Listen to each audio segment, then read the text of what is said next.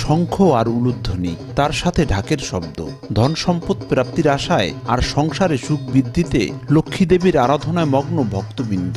অনুষ্ঠান দেখতে জড়ো হয় বিভিন্ন বয়সের মানুষ। সবকিছু মিলিয়ে এক উৎসবের আমেজ।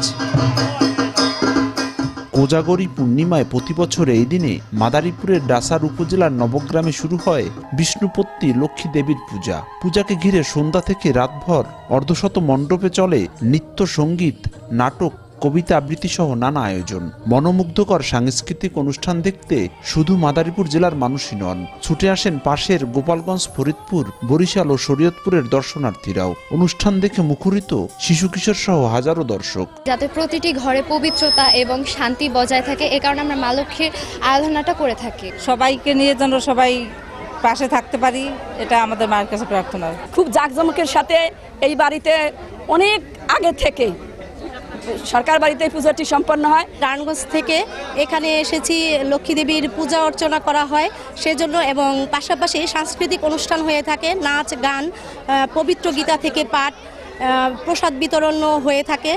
খুব আনন্দ হয় এখানে, এর জন্য আমরা এখানে এসেছি।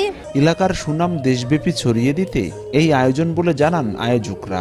আগামীতে বৃহৎ পরিকল্পনার কথাও জানান তারা। যুগ যুগ ধরে আমাদের প্রথাগত, যেটা এটা আমরা বলতে পারি যে কাস্টমস, আমাদের প্রথাগত, আমরা জানি না কোন যুগ থেকে শুরু হয়েছে এই পূজাটা, যে কারণে দূর দূরান্ত থেকে এখানে জানে যে নবগ্রামে একমাত্র বাংলাদেশের মধ্যে সবচেয়ে ব্যাপক আয়োজনে লক্ষ্মী পূজা হয়। এই জন্য দূর দূরান্ত থেকে বিভিন্ন প্রতিবেশী সব জেলা থেকে এখানে লোকজন জড়ো হয় এই মায়ের পূজা অর্চনা। আর উৎসব শান্তিপূর্ণ করতে ব্যাপক নিরাপত্তার কথা জানায় পুলিশ। আমাদের এখানে 3 স্তরের নিরাপত্তা ব্যবস্থা আছে। সাদা পোশাক এবং বিশেষ বাহিনী আছে। আইন শৃঙ্খলা যাতে কোনো রকম অবনতি না হয় সেই বিষয়ে আমরা সম্পূর্ণরূপে সতর্ক আছি। সোমবারের শুরু হওয়া 3 দিনের এই অনুষ্ঠান বুধবার সন্ধ্যায় ঢাকের প্রতিযোগিতার মাধ্যমে শেষ হবে। ধন সম্পদের দেবী শ্রী শ্রী লক্ষ্মী পূজাকে ঘিরে নবগ্রামের বিভিন্ন এলাকা চোখ ধাঁধানো আলোকসজ্জায় এভাবেই সাজানো হয়। এই অনুষ্ঠান হয়ে আসছে কয়েক যুগ ধরে। সঞ্জয় কর্মকার, অভিজিৎ, সময় সংবাদ, মাদারীপুর।